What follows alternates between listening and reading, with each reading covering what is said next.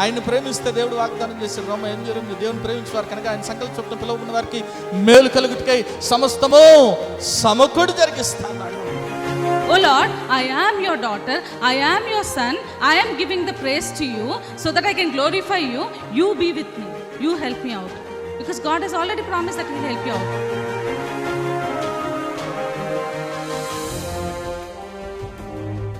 ఎన్నో మార్లు ఆయన తప్పులు చేస్తూ పాపము చేస్తూ నీకు విరోధంగా నడుస్తున్న మా కొరకు నాయన, అవిధేయులైన మా కొరకు ప్రభా నాయన తండ్రి, నీవు ఆ సెలవులో వెల చెల్లించావు కదా నాయన తండ్రి. నీవు నాయన మరణాన్ని జయించడం ద్వారా, సజీవుడు అవటం ద్వారా నాయన ప్రభా తండ్రి యేసయ్యా, మరి నాయన మేము ఈరోజు సజీవులుగా ఉన్నాం కదా తండ్రి.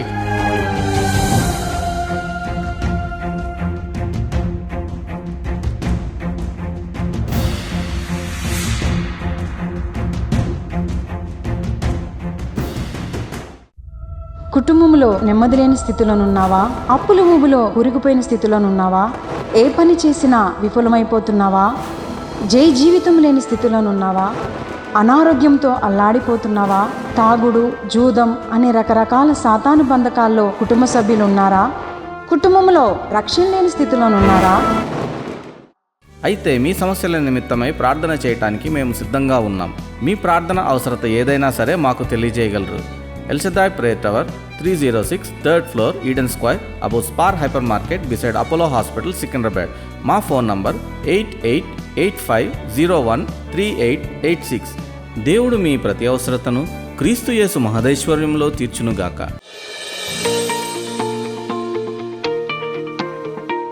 ఈరోజు వాక్య అంశం కూడా, ఈరోజు నేను చెప్పదలసిన వాక్యాంశం ఏంటంటే స్లేవరీ, బానిసత్వం. వాళ్ళు ఎన్ని సంవత్సరాలు ఉన్నారంట బానిసత్వంలో? 400 ఏళ్ళు బానిసత్వంలో ఉన్నారు. ఒకసారి గట్టిగా దేవుని స్తుతులు చేద్దాం. హల్లెలూయా, హల్లెలూయా. ఈ 400 బానిసత్వంలో ఉన్నవారిని దేవుడు ఏం చేశాడు? దర్శించాడు. దేవుడు దర్శించి ఏం చేశాడు? మోషేని నాయకుడిగా ఎన్నుకొని వారిని ఏం చేశాడంట? ఆ దాస్యత్వంలోంచి బయటికి తీసుకొచ్చాడా? విడిపించాడా లేదా? ఈరోజు ఎవరికి నువ్వు బానిస? మనుషులకా, దేవునికా? ఎవరికి నువ్వు బానిస? పరిస్థితులకా, దేవునికా? దేనికి బానిసగా ఉన్నావు? ఇంకో సందర్భం మనం చూస్తే మనందరికి కూడా తెలుసు, ఇశ్రాయేలీలకి మొట్టమొదటి రాజు ఎట్లా ఎన్నుకోబడ్డాడు? ఎవరు ఎన్నుకున్నారు వాళ్ళని? రాజు కావాలని ఎవరు కోరుకున్నారు? దేవుడు పెట్టాడా, ప్రజల? అంతేనా? చూస్తారా మీరు ఒకసారి 1 సమూయేలు గ్రంథం 8వ అధ్యాయం 6-7 వచనాలు ఏమని రాబడింది? 1 సమూయేలు గ్రంథం 8వ అధ్యాయం 6-7 వచనాలు. మాకు న్యాయము తీర్చుటకై రాజును నియమింపమని వారు అనిన మాట సమూయేలు దృష్టికి ప్రతికూలముగా ఉండెను గనక సమూయేలు యెహోవాను ప్రార్థన చేసెను. అందుకు యెహోవా సమూయేలునకు సెలవిచ్చినదేమనగా, జనులు నీతో చెప్పిన మాటలన్నిటి ప్రకారము జరిగింపము. వారు నిన్ను విసర్జింపలేదు గాని తమ్మును ఏలకుండా నన్నే విసర్జించి అంటున్నాడు ప్రభు. అయ్యా, నిన్ను కాదు విసర్జించింది. ఎవరిని విసర్జిస్తున్నారు? నన్నే. ఆ దేవాతి దేవుడు వాళ్ళని వెళ్తానంటే వాళ్ళు ఎవరిని కోరుకుంటున్నారు?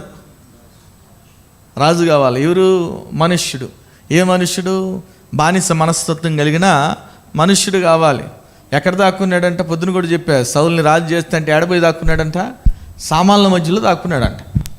ఏమైనా ఒకసారి గడిగి దేవుని స్తుతులు చేద్దాం. హల్లెలూయా. అయ్యా, నేను బెన్యామీను గోత్రపు వాడిని. బెన్యామీను గోత్రమైన దేవుడు ఎన్నుకున్నాడు. ఎందుకంటే he was not God's choice, he was people's choice. దేవుడు ఏలాలనుకుంటే ఆ రాజాతి రాజే వీరికి రాజుగా ఉండాలనుకుంటే వీరేమంటున్నారు? మాకు ఒక మనిషి కావాలి, రాజు కావాలి. ఏమైపోయింది? He was people choice. కాబట్టి మీరు చూడండి, సౌలు ఎప్పుడు కూడా మనుషుల్ని సంతోషపెట్టాలని చూశాడు. ఒకానొక సందర్భంలో శత్రువుల మీదకి వెళ్తా ఒక తీర్మానం తీసుకున్నాడు. ఏం తీర్మానం తీసుకున్నాడు చూడండి, మీరు చూస్తే త్వరగా చదవాలి. 1 సమూయేలు గ్రంథం 14వ అధ్యాయం 24వ వచనం చదవండి. ఏమని రాయబడింది? 1 శామ్యూయల్ 14:24 నుంచి. నేను నా శత్రువుల మీద పగ తీర్చుకొనక మునుపు సాయంత్రము కాక మునుపు భోజనము చేయవాడు శపింపబడునని సౌలు జనుల చేత ప్రమాణము చేయించెను. అందువలన జనులు ఏమీ తినకుండిరి. ఏం చేసాడు? అయ్యా, ఎవరైతే శత్రువుల మీద నేను వెళ్తున్నాను అప్పటి వరకు సాయంత్రం వరకు ఏం చేయకూడదంట? ఎవడు కూడా భోంచేయకూడదు. భోంచేస్తే ఏమైపోతాడు? వాడు శపింపబడతాడు, మరణానికి గురవుతాడని చెప్పాడు.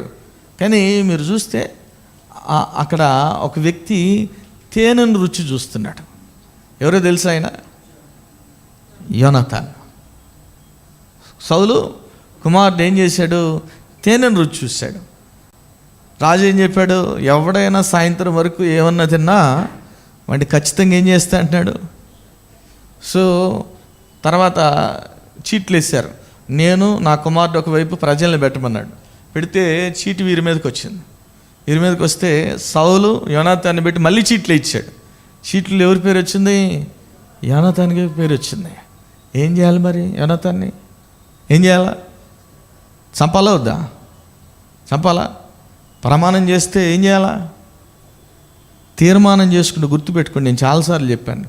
ఎఫ్తా కదా, అయ్యా యుద్ధంకి వెళ్తున్నా, యుద్ధం నుంచి గెలిచి వచ్చిన తర్వాత ముందు ఎదురు ఎవరు వస్తారో వారికి నేను బలిస్తా అన్నాడు. ఇస్తా అన్నాడా? ఎవరు వచ్చారంట ముందుగా? ఎదురు కుమార్తె వచ్చింది. ఒక్కగానొక్క కుమార్తె, అల్లారు ముద్దుకు పెంచుకున్న కుమార్తె వచ్చింది. ఏం చేసి ఇచ్చాడే లేదా? ఇచ్చాడా?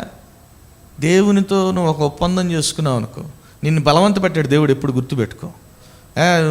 నువ్వు లక్ష తీసురా నా మందిరానికి అని చెప్పడు. ఎప్పుడు చెప్పడు ప్రభు. చెప్తాడా? ఎప్పుడు చెప్పడు. నువ్వు తీసుకునే తీర్మానం, నువ్వు ఏదైనా తీర్మానం తీసుకుంటే, ఏదైనా ఒప్పుకోలు చేసుకుంటే అది ఖచ్చితంగా నెరవేర్చి తీరాల్సిందే, అంతే. ఏమైనా హల్లెలూయా. లేదంటే ఏమవుతావు? శాపగ్రస్తుడు అవుతావు. జాగ్రత్త. నేను చెప్పట్లేదు, ఎవరు చెబుతున్నారు? దేవుని వాక్యం చెబుతుంది. ఏమైనా ఎవరేం చేయలేరు దానికి. అల్టిమేట్ వెంటనే ఇటు నుంచి అటు పడతాం. ఆశీర్వాదంలో ఉన్న గుంపులోంచి సపక్కన అటు పడతాం. అందుకే ఎప్పుడు చెబుతావు, ఎప్పుడు కూడా ఏ తీర్మానం తీసుకోవద్దండి, పొరపాటును కూడా. నిజంగా నువ్వు ఉండగలిగితే, నెరవేర్చగలిగితే తీసుకో. అనవసరం ముట్టి మాటలు. నోరే కదా ఏముంది? ఇది ఎట్ట తిప్పితే అటు తిరుగుతుంది కదా. మనుషులు చెప్పినట్టు, మనుషులకి ఇచ్చిన వాగ్దానాలలాగా దేవునితో కూడా నువ్వు ఒప్పందం చేసుకున్నావు. ఏది పడితే అది. ఆమె హన్న ఒప్పందం చేసుకుంది, ఇచ్చిందా లేదా? అమ్మో నేను ఎంతగా ప్రార్థన చేశానే, అయ్యో అందరూ కూడా నన్ను కొట్టరాలన్నారే, బిడ్డ పుట్టాడే, అమ్మో ఈ నొక్కడిని పెట్టుకొని నెక్స్ట్ ఏమన్నా పుడితే అనుకోలేదు. అందుకే చెప్తున్నాను, ఎప్పుడు పొర్రపాటును కూడా నువ్వు దైవజనుడితో కాదు, ఎవరితో చేసుకుంటున్నావు ఒప్పందం? దేవునితో చేసుకుంటున్నావు. అందుకే ఎప్పుడు దేవునితో గేమ్స్ వద్దు, దేవునితో తీర్మానాలు వద్దు. కొంతమంది ప్రభా ఈ 3 రోజులు నేను ఉపవాసం ఉన్నప్పుడు ఎవడు నేను అడిగాడు? దేవుడు ఏమన్నా అడిగాడా? తీసుకుని మొదటి రోజు తింటావు. ఎందుకు వచ్చిన గోల? తీర్మానం తీసుకోకుండా చేయి. ఎవడు ఆపాడు నిన్ను? ఎవడు నాపాడా? ఇక దేవునితో చతుర్లొద్దు. ఏమైనా హల్లెలూయా. ఇక్కడ ఏమంటున్నాడు? ఎవరైతే తింటే వారిని శపింపబడతారు. సో ఏం చేయాలి? యోనాతాన్ని చంపాలా లేదా? చంపాడా? చూడండి అక్కడే 44-45 వచనాలు చూడండి, ఏమని రాయబడింది? అందుకు సౌలు, యోనాతానా నీవు అవశ్యకముగా మరణమవుదువు, నేను ఒప్పుకొనని ఎడల దేవుడు నాకు గొప్ప అపాయము కలుగజేయును. యోనాతానా నువ్వు అవశ్యంగా మరణమవుతావు, నేను ఒప్పుకొనని ఎడల దేవుడు నాకు గొప్ప అపాయము. అంటే ఖచ్చితంగా మళ్ళీ చెబుతున్నాడు, ఖచ్చితంగా నేను చంపుతా, లేదంటే నాకు గొప్ప అపాయము. చంపాడా? మరి ఉట్టిగా మాటల వరకే. ఏం చేశాడు? తర్వాత వర్షంలో ఏం జరిగిందో నాన్న. అయితే జనులు సౌలుతో, ఇజ్రాయేలులకు ఇంత గొప్ప రక్షణ కలగజేసిన యోనాతాను మరణమవునా? అదెన్నటికీ కూడదు. దేవుని సహాయము చేత ఈ దినమున యోనాతాను మనలను జయము నొందించెను. యెహోవా జీవముతోడు అతని తల వెంట్రుకలో ఒకటి నేల రాలదని చెప్పి యోనాతాను మరణము కాకుండా జనులు అతన్ని రక్షించి. ఏం చేశారంట? జనులు ఏం చేశారంట? యోనాతాను మరణం కాకుండా ఏం చేశారంట? జనులు రక్షించిన రాజుగారు అనుకుంటే, సామెత ఉంటుంది, రాజుగారు అనుకుంటే దెబ్బలకి కొదవా అని. అంతే కదా. ఆయన తలుచుకుంటే చంపలేడు యోనాతాన్ని. He was always a people's choice.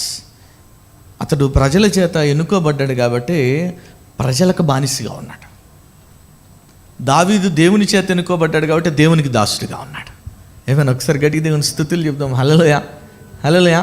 ప్రజలకు బానిసగా ఉన్నాడు. అందుకే ప్రజలు ఏం చెబితే చేస్తున్నాడు. చూడండి, నేను ఎప్పుడు ఆలోచిస్తాను, ప్రభా యోనాతాను ఇంత సహాయం చేశాడు కదా దావీదుకి కదా, చాలా క్లోజ్ ఫ్రెండ్ కదా, ఎందుకు చనిపోవాలా?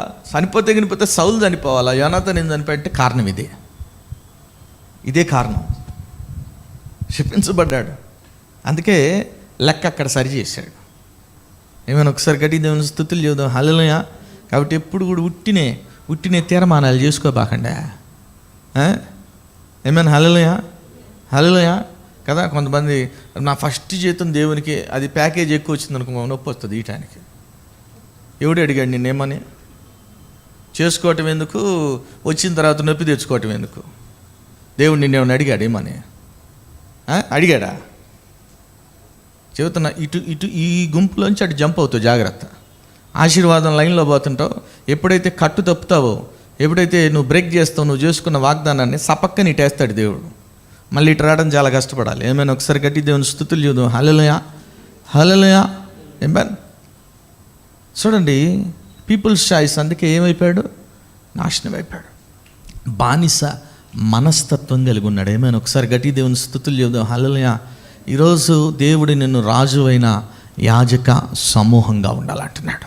ఏమన్ దాసుడు రాజుగా ఉండుట దేశానికి ఏంటంట? అశుభం. గొప్పింటివాడు రాజుగా ఉండుట దేశానికి ఏంటంట? శుభం. సో ఈరోజు నువ్వు గొప్పింటివాడిగా ఉండాలంటే నా కోట్లు ఉన్నాయి, అది కాదు. నీ మనస్సు గొప్పగా ఉండాలి, నీ ఆలోచనలు గొప్పగా ఉండాలి. నీ ఆలోచనలు రాజు వలె ఆలోచించాలి, నీ మనస్సు రాజు వలె ఆలోచించాలి. ఆ రాజాతి రాజు వలె ఆలోచించాలి, రాజాతి రాజు మనసు కలిగి ఉండాలి. నువ్వు ఏమైనా హల్లెలూయా. ఎందుకు ఈ బానిస మనస్తత్వం అంటే 3 విషయాలు మనకు కనబడతాయి. మొట్టమొదటి, ఇశ్రాయేలీల జీవితంలో ఎందుకు వారంతా బానిసలుగా బతికారు అంటే వాళ్ళల్లో ఉన్న భయం. ఏమైనా హల్లెలూయా. అంతేనా? భయపడే కదా, భయపడనే కదా. వాళ్ళ భయం వల్లే వాళ్ళు ఎంతసేపటికి ఏమంటున్నారు? విల్ గో బ్యాక్, వెనక్కి వెళ్దాం, వెనక్కి వెళ్దాం, వెనక్కి వెళ్దాం. వెనక్కి వెళ్ళలేదు, ముందుకు వెళ్ళలేదు. ఎక్కడ చనిపోయారు? అరణ్యంలోనే సంహారకుని చేతిలో. ఎందుకంటే వారి మనస్తత్వం. అందుకే భయం వల్ల ఏమొస్తుందంటే ఒక మాట ఉంది, సామెతల గ్రంథం 29వ అధ్యాయం 25వ వచనం చదవండి. ఏమని రాయబడింది? సామెతల గ్రంథం 29వ అధ్యాయం 25వ వచనం. భయపడట వలన మనుషులకు ఉరివచ్చును, యెహోవా యందు నమ్మకం ఉంచువాడు సురక్షితంగా నుండును. ఏమైనా ఒకసారి గట్టిగా దేవుని స్తుతులు చెప్దాం. హల్లెలూయా. భయపడటం వల్ల ఏమొస్తుందంటే మనుషులకు వస్తుందా? ఏముండాలంటే యెహోవా యందు నమ్మిక ఉంచేవాడు ఎట్లుంటాడంట? నువ్వు భయపడితే ఊరే వస్తుంది, నీకు ఆశీర్వాదం రాకపోగా. ఏమన్నా ఎప్పుడైనా మీరు ఎక్కడికైనా ఇంటర్వ్యూకి ఎక్కడికైనా వెళ్ళేటప్పుడు ఎవడు నన్ను సెలెక్ట్ చేయండి, ఐఎమ్ రాయల్ ప్రీస్ట్హుడ్ అని వెళ్ళావు ఎప్పుడైనా? వణుకుతా, భయపడతా, అమ్మో తీసుకుంటారో లేదో, అమ్మో తీసుకున్న ఉద్యోగం వచ్చిన 2 నెలల్లో తీసేస్తారేమో, 3 నెలల్లో తీసే, నీకేమొచ్చింది, నీకేం ఆలోచన వచ్చిందో అదే జరుగుతుంది. నేను దేని గురించి చింతించుతున్నో అదే నాకు వచ్చింది అన్నాడు కదా. అంతేనా? నేను దేని గురించి భయపడుతున్నో నాకు అదే జరుగుతుంది. You should never ever be, ఎప్పటికి కూడా ఆ దాస్యపు మనస్తత్వం నీలో ఉండటానికి వీలు లేదంతే. ఏమైనా ఒకసారి గడ్డి దేవుని స్తుతులు చెప్దాం. హల్లెలూయా, హల్లెలూయా. నేను యవనస్తుల కొడుకులో కూడా చెప్పాను, మనం అందరం ఎట్లా అంట, మనం ప్రత్యేకించబడిన వీఆర్ స్పెషల్. చెప్పండి, ఐఎమ్ స్పెషల్ అని చెప్పండి ఒకసారి గట్టి చెప్పండి. అవునో కాదు నాకు తెలియట్లే మీరు. అంతేనా? ఎందుకు రంగురంగుల డ్రెస్సులు వేసుకొస్తారనే కాదు. ఎందుకు స్పెషల్ అంటే the ultimate God is in you. Amen hallelujah. ఆ దేవాతి దేవుడు నీలో ఉన్నాడు కాబట్టి నువ్వు ప్రత్యేకమైన దానో, ప్రత్యేకించబడిన వాడు. కాబట్టి నువ్వు ఎంతసేపు దాస్యపు మనస్తత్వం కలిగి జీవించడానికి వీలు లేదు, లేదు, లేదు. ఏమేన్ హల్లెలూయా. భయపడటానికి వీలు లేదు. మనం ఎవరు అంట? గల్తీలు రాసిన పత్రిక 4వ అధ్యాయం 7వ వచనం ఏమని రాయబడింది? కాబట్టి నీవు దాసుడు కాక కుమారుడవే, కుమారుడవైతే దేవుని ద్వారా వారసుడవు. ఆమేన్ హల్లెలూయా. నువ్వు దాసుడివి కాదు, ఎవరు అంటున్నాడు? దేవుడు. కుమారుడివే, కుమారుడివి అయితే దేవుని ద్వారా, దేవుని కుమారుడివి, వారసుడు. నువ్వు భయపడతావా? ఇంకో మాట ఉంటుంది కదా, మరలా భయపడుటకు అక్కడే రోమా 8:15 చదవండి. ఏమని రాయబడింది? ఏలయనగా మరలా భయపడుటకు మీరు దాస్యపాత్మను పొందలేదు కానీ దత్తపుత్రాత్మను పొందితిరి. ఆమేన్ హల్లెలూయా. మరలా భయపడుటకు నువ్వు దాస్యపాత్మను పొందలేదు కానీ ఎటువంటి ఆత్మను పొందుకున్నావంట? అంటే దేవుని బిడ్డవి, నువ్వు దేవుని బిడ్డవి భయపడతావు. దేవుని బిడ్డవి ఇంకా ఆ దాస్యపు మనస్తత్వం కలిగి ఉంటే నువ్వు ఎప్పటికీ రాజువి కాలేవు. హల్లెలూయా. మీలో ఎంతమంది రాజు కావాలని కోరుకుంటున్నారు? రాజులుగా, రాణులుగా ఉండాలని కోరుకుంటున్నారు? దేవుని వాగ్దానం ఒక చోటు ఉంటుంది కదా, రాణులు ఎట్లా ఉంటారంటే ఒకసారి చూద్దాం. యెషయా గ్రంథంలో మీరు చూస్తే చదువు నా 49:23 చదువు. రాజులు నేను పోషించు తండ్రులుగాను, రాజులు నిన్ను పోషించు తండ్రులుగాను, వారి రాణులు నీకు పాలిచ్చు దాదులుగాను ఉండెదరు. వారు రాణులు నీకు పాలిచ్చు దాదులుగాను ఉండెదరు. వారు భూమి మీద సాగిలపడి నమస్కారం చేసేదరు. నీ పాదముల ధూళి నాకే. ఏం చేస్తారంటే నీ పాదముల ధూళి నాకెదరు. అప్పుడు నేనే యెహోవాననియు నా కొరకు కనిపెట్టుకుని వారు అవమానం నొందరనియు నీవు ఎట్టున్నారంట వాళ్ళు నీ పాద ధూళి వాళ్ళు నాకేముంది ఆగాగు నేనున్నాగా నాకటానికి అన్నట్టున్నాను. రాణులు నీకు పాలిచ్చు దాదులు. దేవుడి వాగ్దానాలన్నీ కూడా క్రీస్తునందు ఉట్టిగా రాయబడలా. We are royal priesthood. Amen, hallelujah. రాజులుగా ఉండాలని ఒకసారి మళ్ళీ చదవండి చెప్పండి. రాజులు ఎట్లుంటారంట? నిన్ను పోషించు. రాణులు నీకు ఎట్లుంటారంట? పాలిచ్చు. భూమి మీద సాగిలపడి నీకు నమస్కారము, నీ పాదముల ధూళి. ఇది ఎవరు చెప్తున్నమాట? రాజాతి రాజు చెప్తున్నమాట. ఏమేన్, హల్లెలూయా. దేవుడు నీకు అంత ఆధిక్యత ఇచ్చాడు. ఇవ్వలేదా? ఏమేన్, నువ్వు దత్తపుత్రుడివి, ఆయన వారసుడివి. అయితే నువ్వు మరలా భయపడాల్సిన అవసరము లేదు. వాళ్ళు భయపడ్డారు కాబట్టి, భయపడి సనిగొనిగారు కాబట్టి వారి వాగ్దాత దేశంలోనికి ప్రవేశించలేకపోయారు. ఏమైనా ఒకసారి గట్టిగా దేవుని స్తుతులు చెప్దాం. హల్లెలూయా. దాసుడు రాజుగా ఉండుట దేశానికి అశుభం. గుర్తుపెట్టుకోండి. ఏమైనా ఒకసారి గట్టిగా దేవుని స్తుతులు చెప్దాం. హల్లెలూయా. ఈరోజు నువ్వు దాసుడిగా ఉండటానికి వీలు లేదు.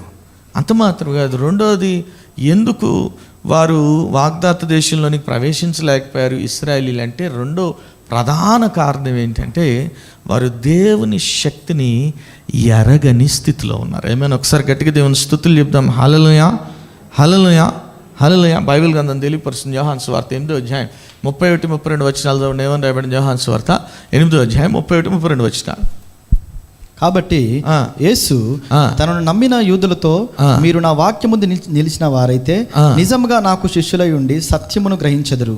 అప్పుడు సత్యము మిమ్మును స్వతంత్రులుగా చేస్తుందంట. సత్యం ఏం చేస్తుందంట? నిన్ను నిజముగా, అక్కడ రాయబడింది, నిజంగా నా వాక్యమును గ్రహిస్తే నువ్వు ఎందులో నిలిచి ఉంటావంట? సత్యంలో నిల్చుంటావు. సత్యం ఏం చేస్తుందంట మనల్ని? ఎవరి సత్యం గారు? యేసయ్యే. నేనే మార్గం, నేనే సత్యం, నేనే జీవం. ఆ సత్యంలో నిలిచి ఉంటే నువ్వు స్వతంత్రుడివే.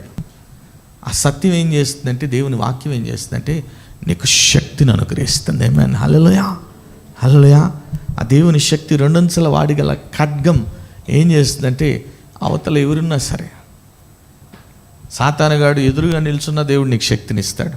దేవుడు నీకు విజయాన్ని ఇస్తాడు. నమ్మిన వారు దేవుని స్తుతులు చెప్దాం. హల్లెలూయా, హల్లెలూయా. ఇంకా నువ్వు దేవుని శక్తిని ఎరగట్లేదు. రోజు ఒక బ్యాటిలే మనకి, అంతేనా? ప్రతిరోజు పోరాటమే. ప్రతిరోజు పోరాటంలో గెలవాలా ఓడాలా? బై హుక్ ఆర్ క్రుక్, అంతేనా? నేను చిన్నప్పుడు గేమ్స్ అంటే చాలా ఇష్టం. అమ్మగారు కూడా చెప్పారు కదా వచ్చినప్పుడు, ఆడితే గెలవాలంతే. మోసం చేసి నెట్టేం సరే, ఆడితే గెలవాలా, లేంటే ఆడొద్దు. ఇప్పటికైనా అంతే, ఇప్పటికైనా అంతే అంటే అమ్మగారు చెప్తున్నా. ఆడితే గెలవాలి అంతే, లేంటే ఆడొద్దు. ఎట్లా అంటే దేవుడు మనకు ఆ శక్తిని ఇస్తాడు. ఏమైనా, హల్లెలూయా. ఎందుకు ఇంకా ఆ బానిస బ్రతుకుతున్నావు? బానిస మనస్తత్వం ఎందుకు కలిగి ఉన్నావు? నువ్వు బానిస మనస్తత్వం కలిగి ఉంటే నువ్వు ఎప్పటికీ రాజువి కాలేవు. ఏమైనా, హల్లెలూయా, హల్లెలూయా. నువ్వు ఎప్పటికీ నీ జీవితంలో జయాన్ని, ఇందాక పాడారు పాట కదా, జయమెచ్చువాడవయ్యా నీ పిల్లలకు జయమెచ్చువా.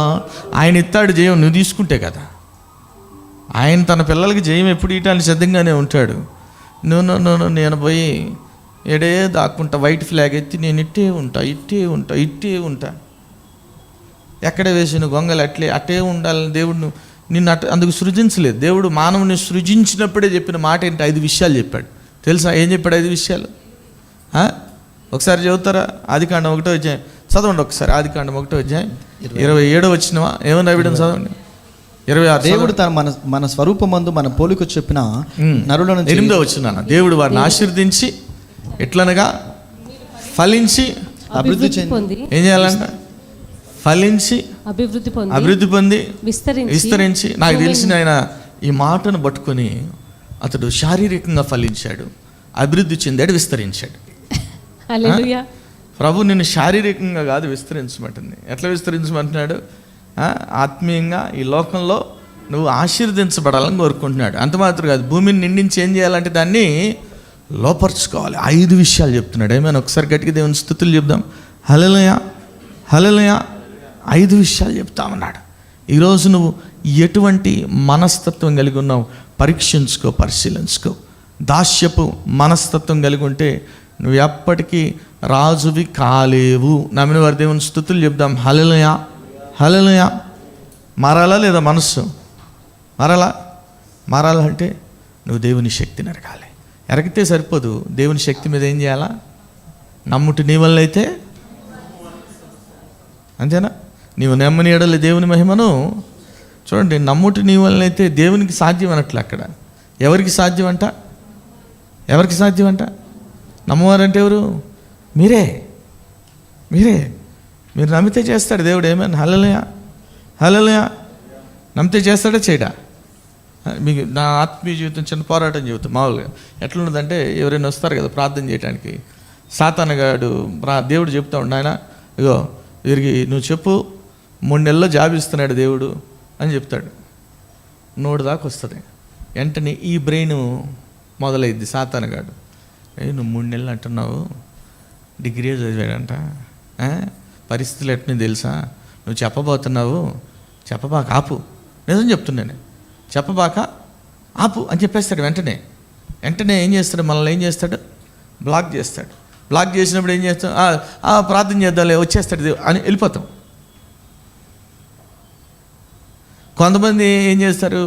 దేవుడు చెబుతాడు, నాయన ఇప్పుడే కాదు, టైం పడుతుందని వాళ్ళు ఫోర్స్ చేస్తారు. ఇయ్యాలని చెప్పి అవన్నీ కూడా ఈ బ్రెయిన్ మీద పడిపోతాయి. నేను అందుకే చెప్తా, బ్యాటిల్ ఎప్పుడు కూడా ఇక్కడే ఉంది.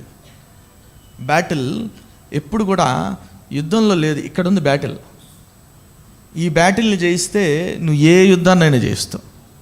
ఏమైనా హల్లెలూయా, హల్లెలూయా. వెంటనే ఏం చేస్తావు? సాతానా నోరు మిప్పించాలి వాడిది.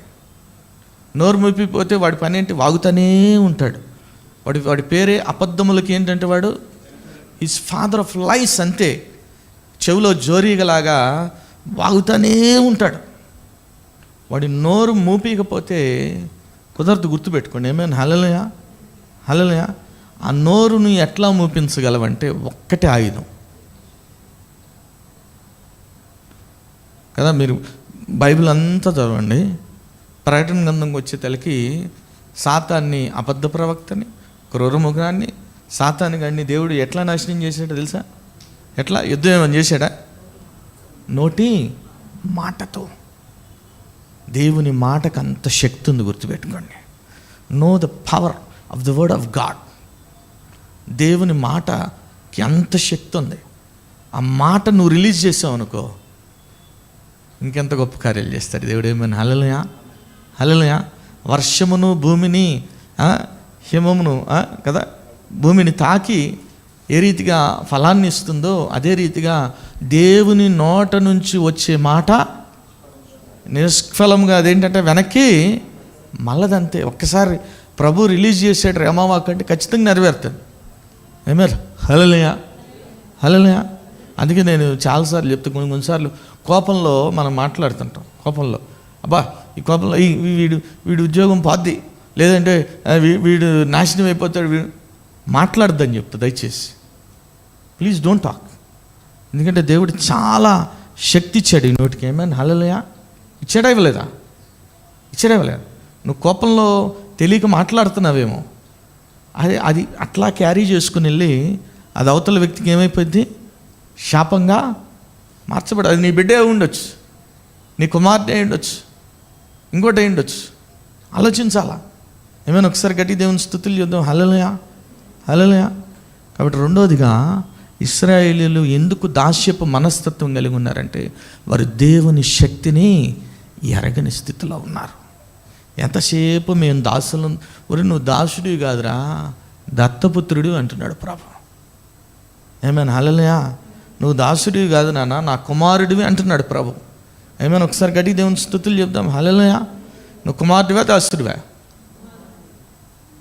చెప్పండి. నేను స్త్రీలైతే నేను కుమార్తెను, పురుషులైతే నేను కుమార్తెని చెప్పండి. నేను చెప్పండి గట్టిగా. నువ్వు దేవుని కుమారుడు, నువ్వు దేవుని బిడ్డవి, నువ్వు రాజులైన యాజక సమూహానివి నువ్వు. ఇంకా ఆ దాస్యపు మనస్తత్వం ఎందుకు పోవట్లేదు నీకు? ఎన్ని వాషింగ్ మిషన్లు వేయాలో నిన్ను కదా. మీరు చూడండి, ఈ లోకంలో కూడా గవర్నమెంట్లు ఎట్టున్నాయి, అపోజిషన్లో ఉన్నాయంటే ఈడీ కేసు అంటారు, ఆ కేసు అంటారు, ఈ కేసు అంటారు.